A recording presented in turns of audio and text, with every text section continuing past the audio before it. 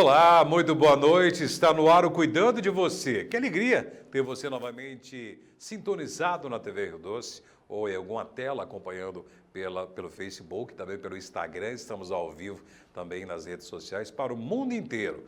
E eu peço a você que compartilhe essa live com quem você puder e quiser, porque é importante você contribuir com informações importantes que edificam, que ajudam as pessoas de alguma forma. E o nosso programa tem esse objetivo, né? Prestar serviço, levar informação sobre saúde, bem-estar e qualidade de vida, não só para falar sobre doenças, mas principalmente para preveni-las, né? Para ajudar a viver melhor.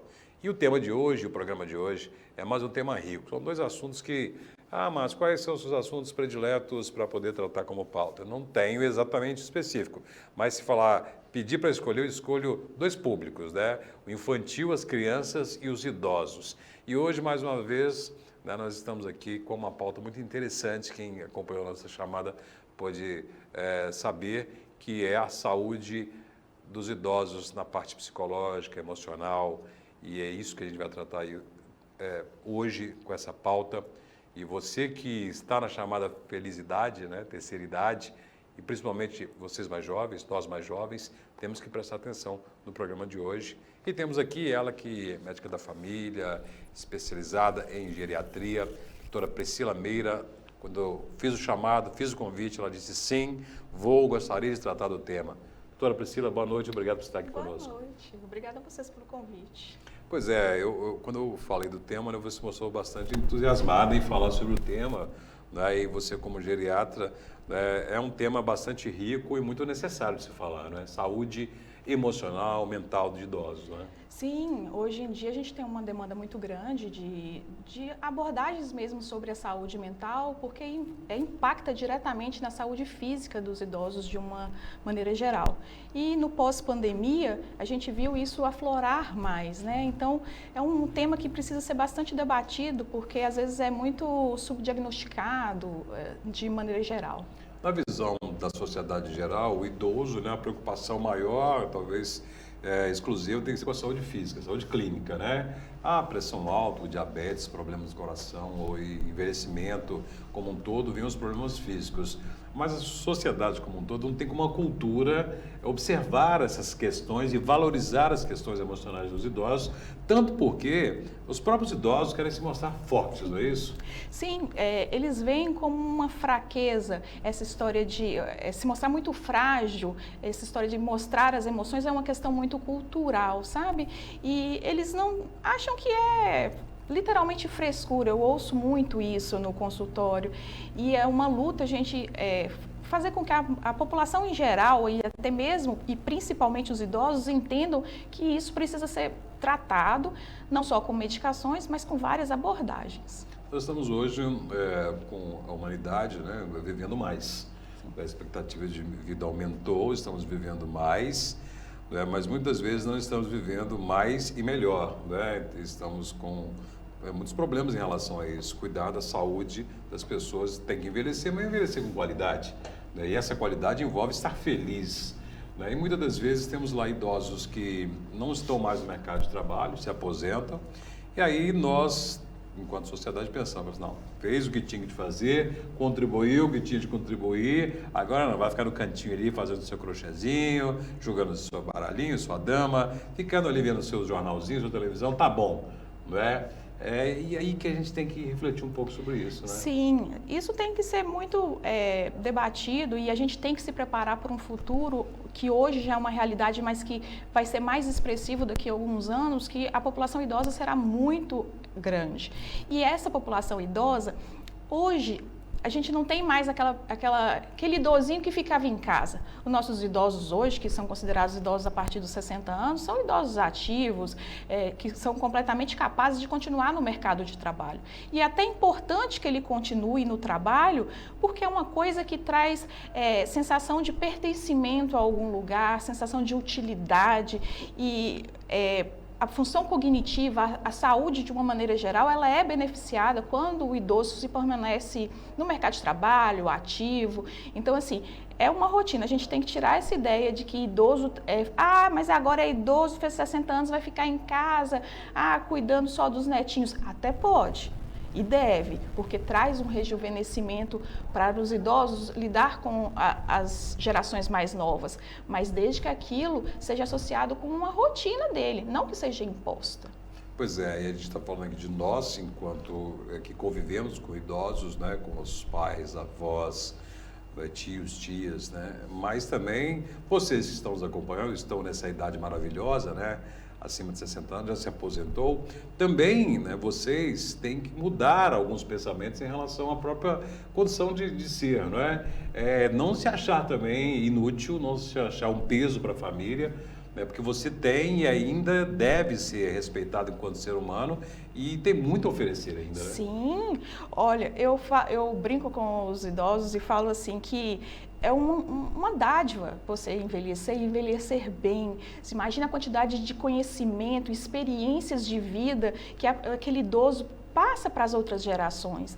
Eles são muito mais sábios pela própria vivência. Então, assim, eles estão bem, têm que se manter ativos. Eu sempre falo com os idosos o seguinte, é muito importante nessa rotina de trabalho, colocar também alguma coisa relacionada, por exemplo, à atividade física, faz reuniões da igreja, coisas que estimulam mais, projetos sociais, tudo aquilo que o idoso se mantém mais ativo, mais pertencente àquela comunidade, sabe? Porque muitas vezes quando aposenta, né, as pessoas dizem, aposentou, tem que ficar totalmente parado, totalmente quieto, né, não pode fazer nada, tem que ficar quietinho ali.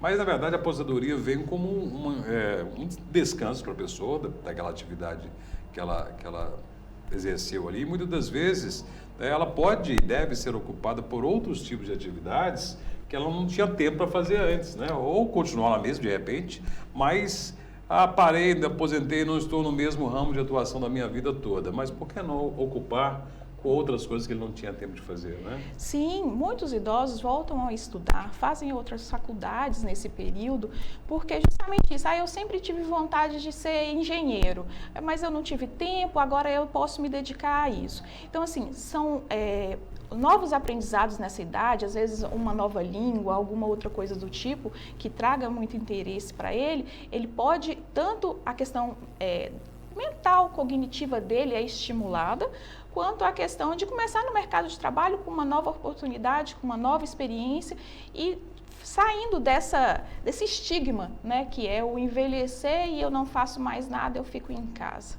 Pois é, né? A gente vê que não há políticas públicas bem definidas, né? Há um estatuto do idoso bom, né, que veio por força de lei garantir direitos, né, que não eram respeitados, ainda não são, mas tem uma lei ali que pesa a mão, né, mas não muda muito, às vezes, a cultura da sociedade como um todo, né?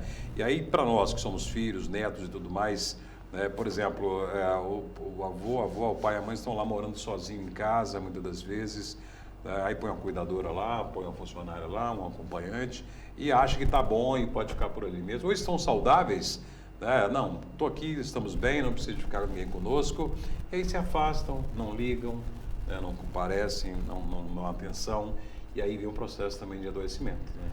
Sim, principalmente pensando nessa questão do quadro depressivo em si, ou mesmo na tristeza, né? Essa falta de estímulo, o idoso sente muito quando ele não tem esse acolhimento, aquela sensação do ninho vazio, o filho só cuida como obrigação, igual você falou, coloca um cuidador lá, mas o cuidador não conversa. Assim, às vezes o idoso está independente, ele não precisa de cuidador, é só alguém que passe o olho, veja como é que está funcionando as coisas, evite quedas ou ajude nos afazeres de casa, mas acima de tudo, precisa de atenção. Então, assim, uma rotina de visitas, vou à igreja com meu pai, ou vou levar ao restaurante, minha mãe gosta de ir ao restaurante, gosta de ir ao salão, a filha vai e acompanha, porque é aquele cuidado que reforça as relações afetivas e que mantém o idoso com a sensação mesmo que ele está sendo acolhido, que não está sendo deixado de lado em algum momento, só cuidando como obrigação. Essa sensação de abandono de alguém que fez tanto na vida, não é? Então, eu sei que há muito disso, né? E muita gente até que nos acompanha está se sentindo assim, abandonado, né? Às vezes, vou ali, compro um presente para meu pai, eu dou uma passada lá, dou uma ligada para ele, pergunto se tudo bem, faço a compra dele do mês, meu pai e minha mãe estão ali ganhando, recebendo as coisas materiais, mas a carência afetiva, né? Ela que dói mais às vezes, né? Isso pode causar esse adoecimento e pode levar, esse adoecimento emocional, gente, pode levar a consequências muito graves, né? Sim, consequências muito graves e pode desencadear realmente o quadro depressivo no idoso e ser uma coisa muito difícil de tratar, porque até pela questão, por exemplo, igual você falou assim, às vezes eles moram sozinhos, eles dão conta, estão independentes, fazem as atividades básicas, né? Conseguem fazer a comida e tudo, mas não tem ninguém prestando atenção que ela deixou de fazer as coisas que as interessavam. Então, assim, a questão emocional começa aos pouquinhos e minando aquela funcionalidade do idoso, ele começa a parar, não vou fazer comida só para mim. Aí ele vai, ao mesmo tempo, eu canso de ver isso, antes fazia comida para 10 pessoas. Aí um sai, outro sai, e aí por fim fica só o casal em casa. Aí todo dia faz comida, mas começa a sobrar demais. Aí a idosa vira e fala assim, não vou fazer mais não. E aquilo vai começando um processo de adoecimento emocional, que daqui a pouco você vê o idoso começar a ficar, ele perde peso, a cama e fica deprimido e você fala assim, aí chega lá no consultório, doutora, eu não sei o que está acontecendo, minha mãe não está comendo direito, não quer fazer as coisas, não vai à igreja. Aí quando você vai conversar, aí a idosinho normalmente ele chega e fica calado na consulta e o filho vai falando. Aí quando você espera a consulta, você dá uma pausa pelo tanto que o filho falou e pede para o idoso falar, aí você vê que a questão é uma questão emocional, ela precisa de acolhimento. Então, assim, não é só o cuidado material, ele é importante, porque às vezes o idoso tem um prejuízo cognitivo que precisa que vá o filho supervisionar a medicação, ver se está tudo funcionando direitinho, mas o emocional é fundamental. No programa de hoje estamos falando sobre a saúde emocional dos idosos. Está pegando o programa agora pela metade, não tem problema, você pode assistir novamente no nosso Facebook, é só entrar lá e acompanhar o programa na íntegra. Aproveita e compartilha para todo mundo, porque hoje estamos recebendo aqui uma geriatra que está falando sobre essa questão tão importante que é a saúde emocional dos idosos, doutora Priscila Meira, ela aceitou o nosso convite. No primeiro bloco foi tão importante a gente fazer essa detecção, né? A gente acordar, de repente aquele estalo. Gente, temos idosos dentro de casa aqui, eu tenho um idoso, tenho uma idosa, um pai, uma mãe, um avô, uma avó, mas não me apercebo, né, de que eles podem estar tristes, deprimidos, podem estar com algum adoecimento emocional, né? Nesse papel ainda de mais jovens, não é? O que a gente deve ficar atentos? Que sinais são mais claros de que algo não está indo bem com aquele idoso?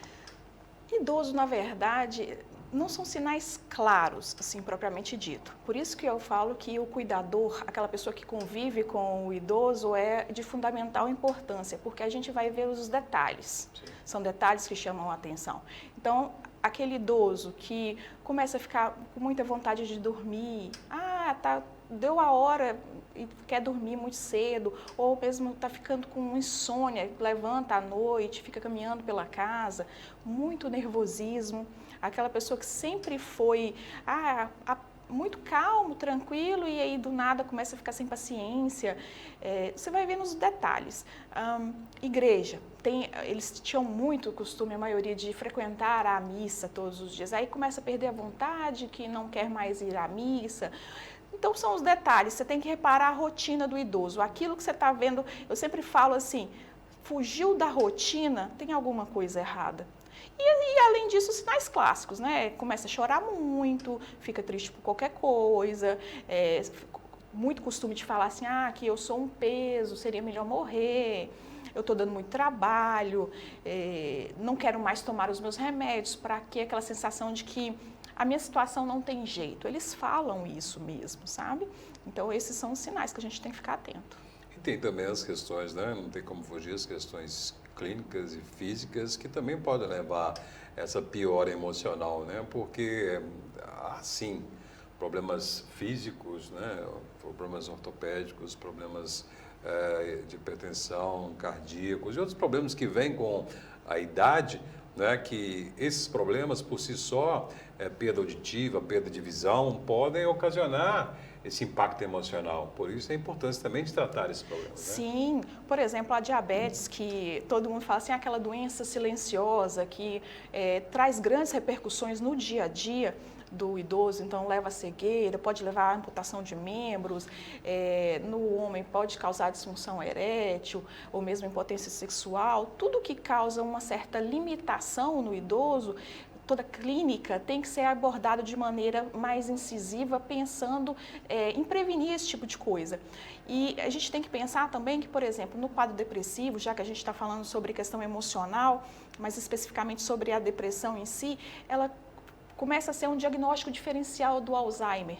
Então, eles andam juntos. Tanto você pode começar com um quadro depressivo e aí suspeitar dessa depressão, mas ser um quadro de Alzheimer, quanto uma pessoa com início de Alzheimer, um comprometimento cognitivo leve, pode apresentar um quadro depressivo, justamente pela essa limitação de não poder mais fazer as coisas, não conseguir, na verdade. Então, a clínica realmente impacta, tudo que limite o idoso deve ser muito bem conduzido justamente para evitar esse quadro emocional. Doutora Priscila, a gente está falando aqui para nós leigos, né, mas também os profissionais da área da saúde, né, que não especializados, como você, que é geriatra, especializado no cuidado do idoso, também tem que ficar atentos. Né? O idoso vai lá acompanhado por um cardiologista, um nefrologista, um oftalmologista, um otorrino, mas ali sobre aquela especialidade. Mas também ele tem que ficar atento, né, a esses sinais que aquele problema de saúde pode estar provocando e, de repente,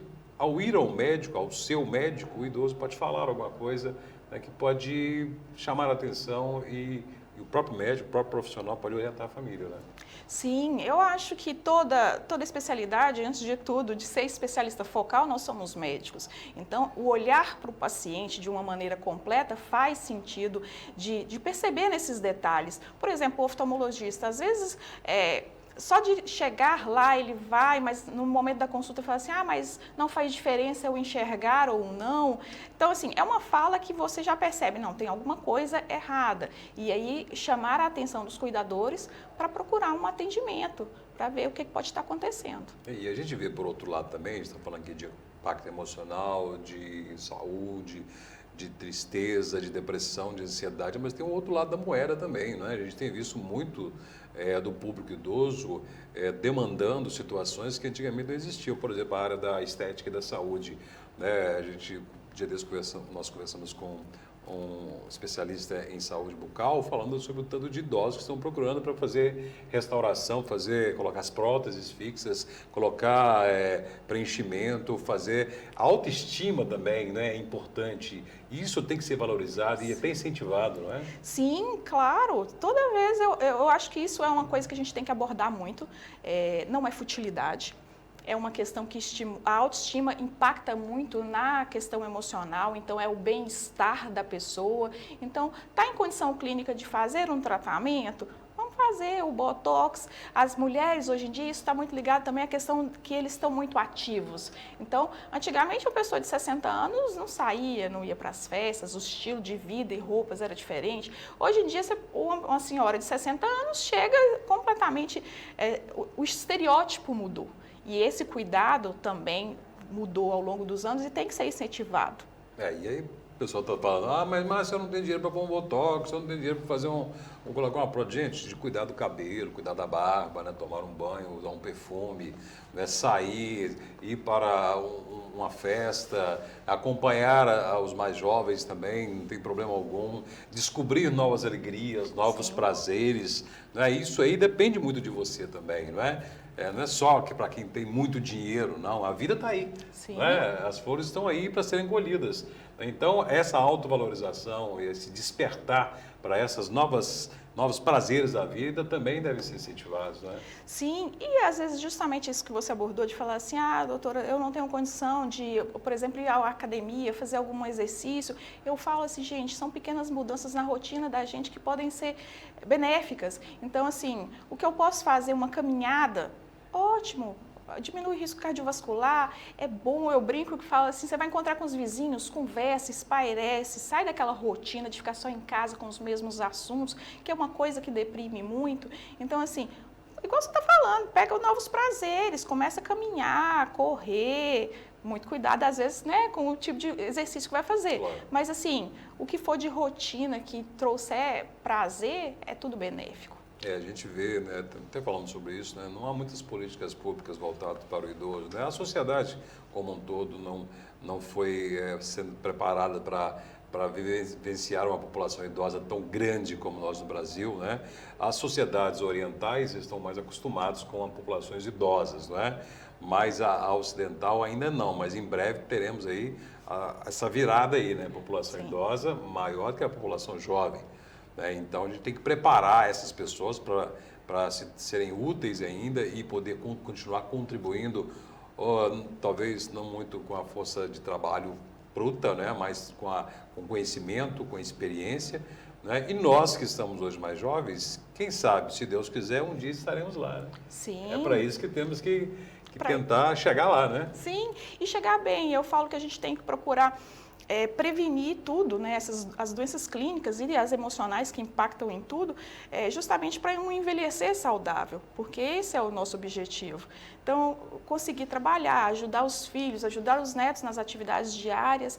Então, mas a população precisa, realmente as políticas públicas precisam ser preparadas, porque o nosso futuro é esse. Se Deus quiser, estaremos todos idosos e essa será a nossa rotina. E felizes. E felizes. E todos. Você merece ser feliz, todo mundo merece ser feliz, não é? E você que está aposentado, você que é idoso ou idosa, você deve ser feliz e não deve se acomodar, ficar no seu cantinho ali. É normal, é coisa da idade, eu vou ficar quietinha no meu canto, não vou ser peso. Não, dê seu grito de independência. Fala, não, olha aqui. E se estiver passando por algum problema, que fale. Sim. Não é? Que chame atenção, que peça socorro, peça ajuda. Não vai ser fraqueza, fragilidade nenhuma, não. Tenha certeza que alguém vai te socorrer, alguém vai te ajudar. Né? Doutora Priscila, é um tema muito vasto, muito rico. Né? Eu acho assim, é o primeiro capítulo de vários que a gente vai falar aqui. Vamos fazer novas pautas em cima desse tema. Né? E quem acompanhou certamente pôde aqui observar muitos fatores que de repente vão dar o estalo, né? Poxa, não observei isso, vou fazer isso, vou tomar tal atitude. Agradecemos muito a sua presença e deixamos aqui o convite já aberto para você voltar. Muito obrigada, foi um prazer. E a você que acompanhou o nosso programa, muito obrigado pela sua audiência. Peço que compartilhe, esse programa live já está disponível. Compartilhe com quem você quiser. Assista novamente, de repente você vai ajudar alguém que está aí próximo de você. Ou se você já está na melhor idade, se atente, seja feliz acima de tudo e procure ser feliz. Até o próximo programa, até o próximo Cuidando de Você.